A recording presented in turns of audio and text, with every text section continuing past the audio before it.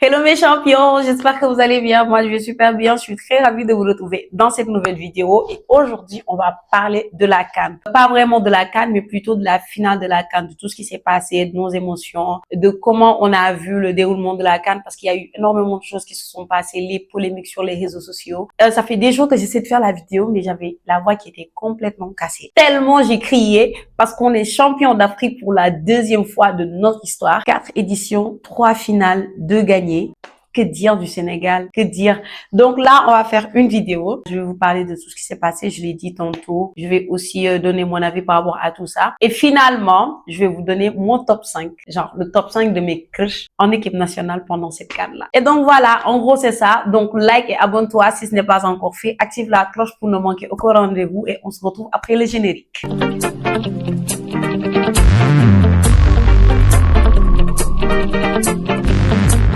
La CAN, pour moi, je vais pas dire que la CAN en soi était catastrophique, mais la finale de la CAN, elle était catastrophique. Tout s'est bien passé jusqu'à la fin. Maintenant, comment je l'ai vécu? Elle était incroyable pour moi. Le Sénégal nous a procuré beaucoup de plaisir. Faut savoir que le football, c'est mon sport favori. J'ai toujours aimé le foot depuis le temps de Cristiano Ronaldo. Après, il y a l'équipe nationale du Sénégal. Avant, j'étais pas trop fan du foot sénégalais, mais avec l'arrivée de Sadio Mané, franchement, ils ont rempli notre cœur là d'amour pour le football avec toutes les émotions qu'ils nous ont procuré, avec là où ils ont amené le football sénégalais dans un autre niveau. Et franchement, depuis, voilà quoi, je me suis accrochée au football. C'est un sport que j'adore. Maintenant, on est champion d'Afrique, mais il s'est passé énormément de choses pendant la finale, avant la finale. Et j'aimerais bien prendre parole aujourd'hui par rapport à tout ça. D'habitude, c'est pas le genre de contenu que je fais, mais je pense que ça peut nous intéresser. Déjà, c'est un sujet d'actualité. En plus, c'est quelque chose qui devrait concerner tout le monde. Parce qu'après tout, la CAN, c'était qu'une compétition. Il y a eu énormément de choses entre les influenceurs qui faisaient des polémiques, pour moi, qui n'en valaient pas la peine, diviser plutôt que rassembler. Et donc, j'ai ressenti le besoin de parler, de donner mon avis. Toujours, je précise, tout ce que je fais sur ma chaîne, c'est mon avis personnel. Peut-être que certains seront d'accord, d'autres pas. Je vais toujours insister dessus parce que j'ai pas envie que tout le monde pense que je veux que ça soit une pensée unanime. C'est mon avis après tout. Et la première chose dont j'aimerais parler, c'est les émotions. Moi, franchement, j'étais trop sous pression lors de cette finale. Mais j'ai été encore plus sous pression quand l'arbitre a accordé le penalty au Maroc.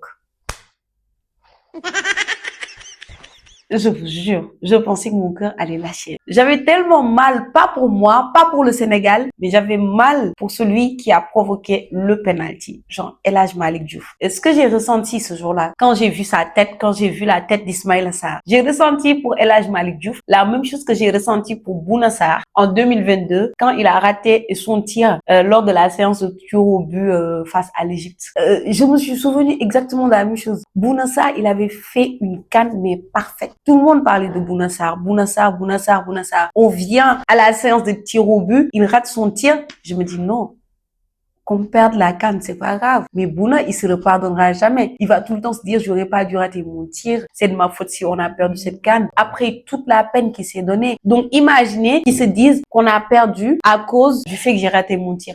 Un peu comme ce qui est en train d'arriver avec Brahim. En vrai, Brahim, j'avais pas mal pour lui jusqu'au moment où j'ai vu son message sur Instagram. Après, mon instant de madrilène est venu. J'ai vu les commentaires de Vinicius, Thibaut Courtois, les Kamavinga et tout le monde qui le soutenait et tout. Parce que lui aussi, il avait fait une CAN parfaite. Meilleur buteur. En plus, il jouait bien. Je pourrais dire que la finale, c'est le seul match où j'ai pas entendu parler bien de Brahim Diaz. Donc, imaginez, tu fais un parcours incroyable et il a suffi d'une erreur pour qu'on oublie tout. Tout. Parce que je sais que là, peu importe ce que Brahim fera à l'avenir, les Marocains et même nous, tout le monde, personne n'oubliera qu'il a fait l'erreur de chercher une panenka en finale de CAN à la 98e minute, alors que son pays attendait cette CAN depuis plus de 50 ans. 1976 que le Maroc n'a pas gagné de CAN. Genre 50 ans. Et Brahim, franchement, je sais qu'en matière de foot, moi, je peux pas dire quelque chose d'incroyable, genre. Mais d'après les analyses, parce que moi-même, j'essaie de comprendre, sur le coup, j'ai juste pensé que Brahim a mal tiré et Doudou Mendy a capté. Mais après, quand j'ai regardé les plateaux télé, l'analyse des autres, quand je suis allée vérifier ce que c'était une panenka, j'ai dit, Brahim, quand même, il fallait pas. Comme quoi que le malheur des autres fait le bonheur des uns fait le malheur des autres. Je sais plus comment on dit le truc. Mais franchement, sur ce coup, fallait pas. Après, c'est le foot. Parfois, ce sont ce genre d'erreurs qu'on fait qui nous redonnent de la force après. Mais ça, le monde, je parle même pas du Maroc, mais le monde ne pourra pas l'oublier de sitôt. Parce que c'est totalement incompréhensible pour tout le monde, même pour tout le monde. On lâche le cas de Brahim. Achraf. Moi, j'ai été tellement déçue lors de cette finale. Parce que tous les gens que j'aime m'ont déçu. Il y a que Sadio Mané que j'adore de tout mon cœur qui m'a pas déçu. Achraf, la serviette. Saïbari, trop mignon, mais pas intelligent. Sérieusement. Avec Saïbari, j'ai compris que la beauté ne rimait pas avec l'intelligence. C'est une blague. Saïbari. J'ai grave craché sur lui, hein, parce que je le trouvais trop beau. Mais après, j'ai pu cracher parce que je me suis rendu compte qu'il n'était pas intelligent. Parce que moi, l'intelligence est plus importante que la beauté, tu vois.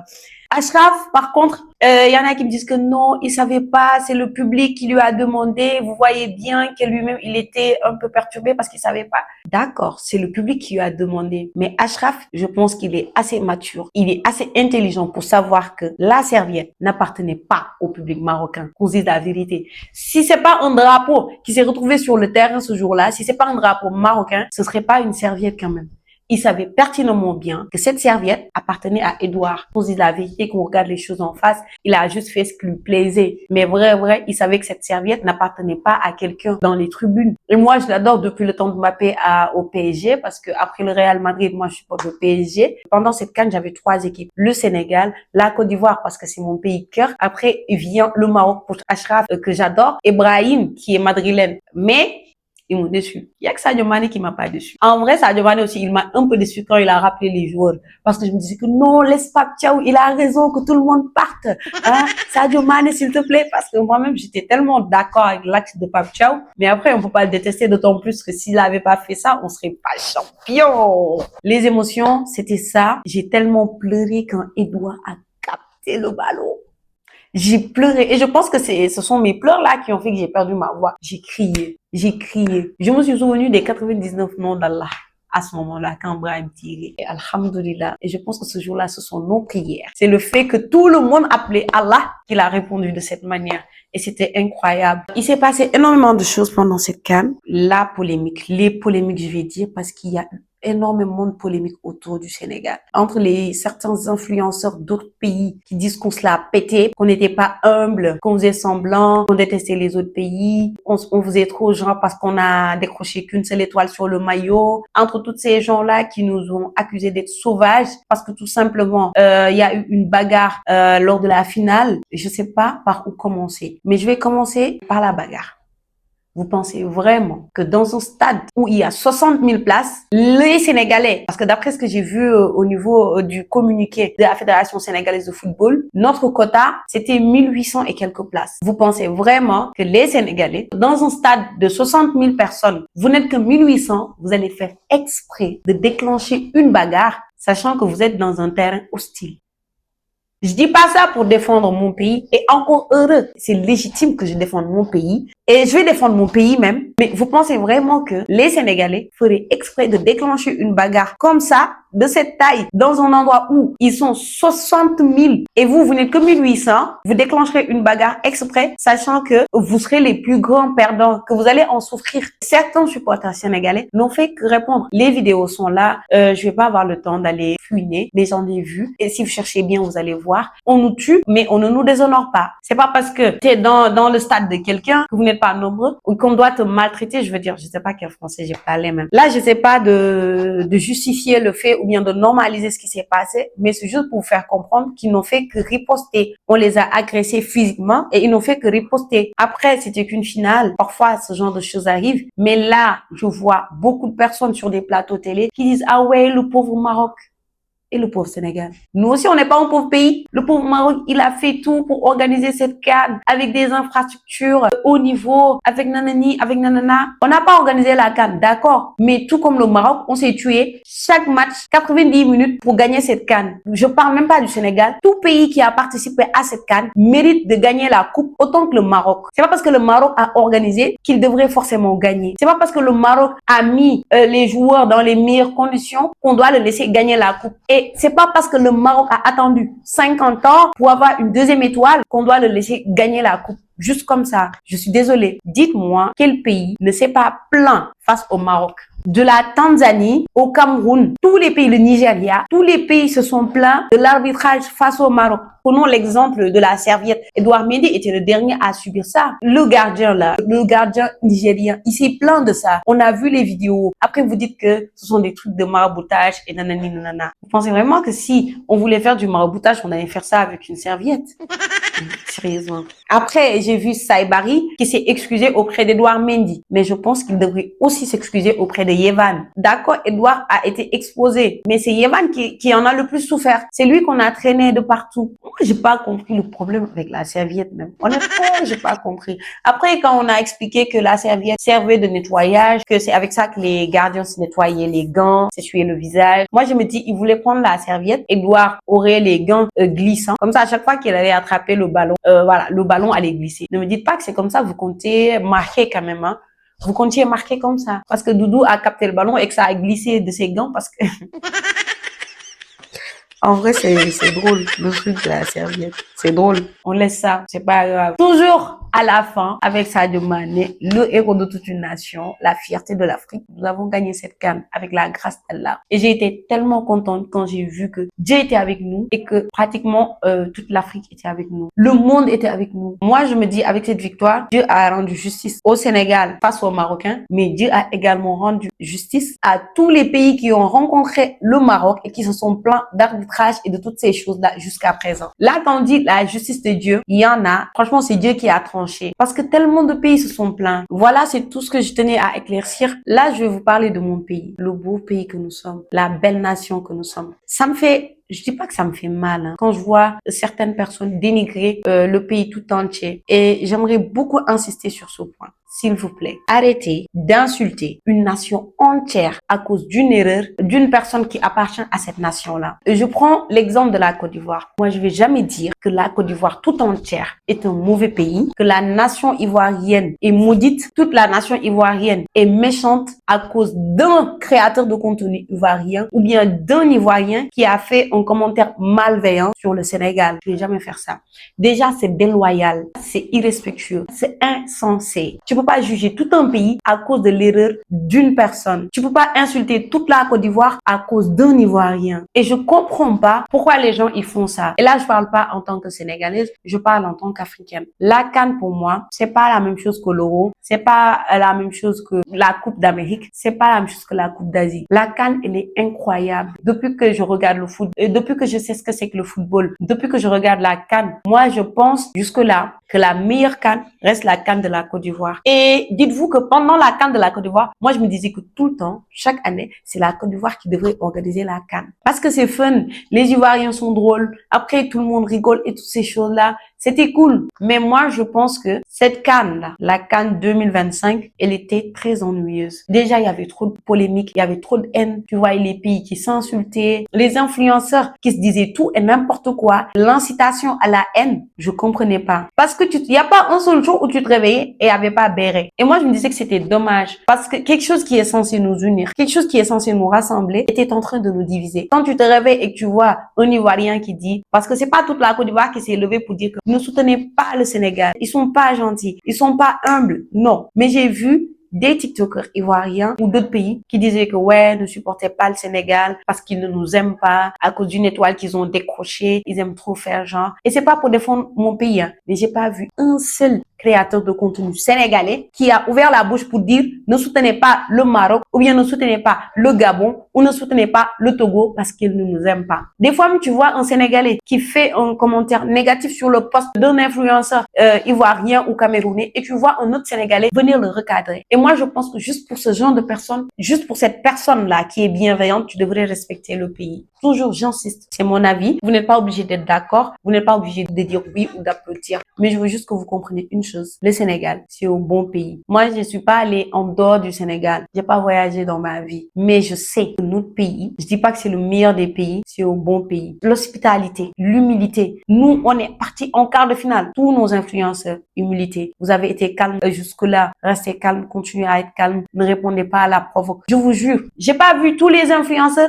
mais de tout ce que j'ai vu, c'est la même chose. Ne répondez pas à la provoque. Calmez-vous. Hein, c'est pas le moment. Ne jubilez pas. Demi-finale. pareil, c'est pas le moment. Je dis pas qu'on est parfait, je dis pas que les Sénégalais sont parfaits, parce que je vous l'ai dit tout à l'heure. Des fois, tu peux voir 2, 3, 4 Sénégalais qui sont malveillants envers d'autres, mais c'est pas une raison pour insulter le Sénégal tout entier. C'est pas une raison de dire que nous sommes une mauvaise nation. C'est pas une raison pour dire que nous manquons d'humilité. Et si on veut, on manque d'humilité. 4 éditions, 3 finales, 2 remportées. Prenons l'exemple de la Côte d'Ivoire. Vous avez décroché votre première étoile en 1992. Vous avez décroché la deuxième en 2015, soit 23 ans après. Nous, on a décroché la première étoile en 2022 et 4 ans après, on décroche la deuxième. Si on veut, on peut manquer d'humilité. Mais non, c'est pas ça qui est important. Nous, ce qu'on fait, c'est prendre du plaisir à jouer. Ce qui nous intéresse, c'est l'émotion. Ce qui nous intéresse, c'est ce que les joueurs font. Ce qui nous intéresse, c'est le plaisir que nous prenons à vivre cette CAN-là. Le Sénégal, c'est un beau pays. Nous, Sénégalais, on est incroyables. On peut se faire du mal entre nous. Mais l'image que nous donnons de notre pays, elle est très importante. On adore donner une belle image de notre pays. Vous auriez su ce que je vous dis si vous venez ici. Une personne étrangère venait ici au Sénégal. Si la personne n'est pas assez humble, elle pourrait penser qu'on est complexé des étrangers. Ce qui n'est pas le cas. Parce que tout le monde va vouloir être avec toi. Certains vont vouloir entrer en contact, te connaître. C'est pas parce qu'on est complexé ou bien qu'on a le complexe des personnes étrangères. Non. On va s'approcher de cette personne pour lui montrer l'hospitalité, pour lui montrer la teranga, pour lui montrer comment on vit, pour que quand cette personne rentrera, la personne aura envie de revenir au Sénégal. Parce que c'est comme ça, on adore impressionner, mais dans le bien. On n'est pas parfait, on peut se faire des choses méchantes entre nous, mais on n'aime pas faire des choses méchantes aux autres parce que ça peut laisser une mauvaise image de nous. Quand on entend que le Sénégal, c'est un pays méchant, ils sont pas gentils, ils manquent d'humilité. L'humilité, c'est nous. On peut nous clasher, on peut nous insulter. Parfois, on répond, mais pas méchamment. Nous, on prend tout à la légère. On prend tout pour de la comédie. Encore une fois, c'est pas pour défendre mon pays et c'est légitime. Je veux défendre mon pays. Chacun ici défend son pays. Le problème, c'est que vous défendez vos pays en dénigrant les autres pays. Ce que je vais pas faire. Et ce que je ferai jamais. Parce que moi, je vais jamais dire que la Côte d'Ivoire tout entière est mauvaise parce que un Ivoirien a dit ce qu'il fallait pas aux Sénégalais. Je vais pas dire que le Cameroun tout entier est mauvais parce qu'il y a un Camerounais qui a été malveillant envers les Sénégalais. Je vais pas dire que le Maroc tout entier est mauvais tout simplement parce qu'il y a Achraf et Saïbari qui ont essayé d'arracher la serviette d'Edouard Mendy. Ça se fait pas. Encore une fois, en tant qu'Africains, on est censé être soudés. La CAN, elle est censée nous rassembler, pas nous diviser. Parce que quand tu vas à la CAN, tu vois un Marocain qui vient, des Gabonais. Moi, par exemple, j'ai vu une vidéo d'une personne qui venait d'Arabie Saoudite, supporter, tout simplement. Il est saoudien, mais il dit, à cause de Sadio Mané et d'Edouard Mendy, il est venu supporter. Donc, ça nous réunit. Si un Saoudien est capable de quitter l'Arabie Saoudite pour venir jusqu'au Maroc, juste pour soutenir Sadio Mané et Edouard Mendy qui jouent dans des clubs en Arabie Saoudite, donc vous devez vous rendre compte de l'impact